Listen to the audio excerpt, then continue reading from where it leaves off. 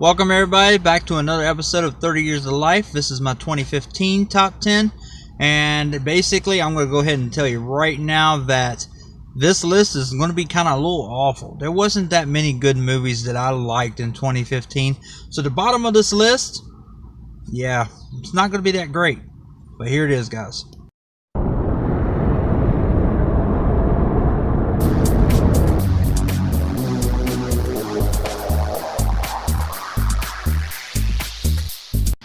Coming in at number 10 is Focus, starring Will Smith and Margot Robbie. This movie was basically, like I said, it was an alright movie. I enjoyed it, and I can watch it again. But again, like I said, I picked the lesser of two evils. It was either this or Terminator Genesis in this spot. So that's the reason why this movie is here. It's an alright movie. Margot Robbie is the only reason why I continue to watch this movie. Coming in at number 9 is Krampus. Now, I did not watch this movie actually when it came out. I watched it, I think, a year or two later. But, I mean, this is one of those movies that you can watch either at Christmas time or you can watch at Halloween time because it is an alright scary movie. And the ending is very surprising in this movie. So, but it gave me a chance to see the lore of Krampus. And it's kind of creepy, but, I mean, it was alright. It's definitely one I can watch at either, like I said, Christmas time or Halloween time. Coming in at number 8 is Star Wars The Force Awakens, the number 1 movie of all time. But I'm not a big Star Wars fan, so of course it's not going to be on my top list. But this movie, actually, I went and seen it opening night and everything, and I actually enjoyed this movie. I thought it was a really well put together movie, and probably one of my favorite Star Wars movies. I grew up with Return of the Jedi being my favorite Star Wars movie, but I think this one actually really holds up. I know it's like a remake of A New Hope in a ways, but that's where I think Star Wars is. But I actually enjoyed this movie to put it in my top 10. Coming in at number 7 is my number 1 horror movie of 2015, and that's Insidious Chapter 3. I loved the first Insidious movie, and I thought it was a great movie. And even though 2 kind of really lacked, I hated 2 so much. They really redeemed themselves with 3, and I thought it was actually very creepy, and I loved the still like the prequel. I like the prequel part of it, where you got to see the old lady again and everything. So that's where Insidious sits at number 7. Coming in at number 6 is AntMan, which is a movie that surprised the shit out of me. And the fact that I actually like this movie, the comedy, Paul Rudd is AntMan, the fact that it's AntMan. Who would have I didn't even know who fucking Ant-Man was, and who would have thought a movie like Ant-Man would actually be good? I mean, but that's what Marvel and Kevin Feige does over MCU. They put together well-developed movies, and that's what you get with Ant-Man.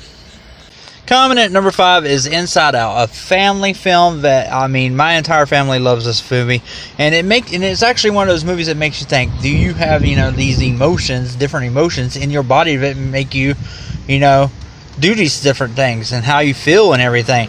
And I love the ending of this movie, and it's a very fun movie, very touching movie, and Pixar just one of their best movies in general, I think.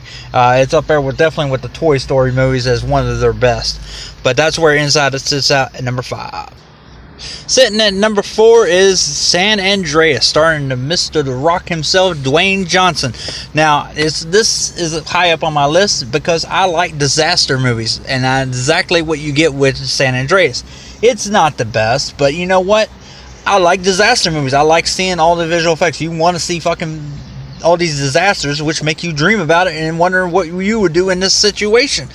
That's exactly what this movie does. What do you do in this situation? That's why I got this movie so high on my list. Coming in at number 3 is Furious 7. To be honest, this is probably my favorite Fast and Furious movie, along with the original one, which is, watch that one now, it's kind of corny, in parts of it, and probably Fast 5.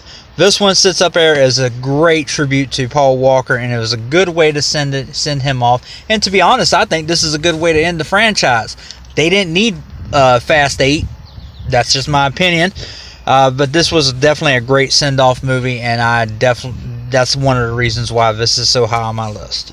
Coming in at number 2 is Avengers Age of Ultron.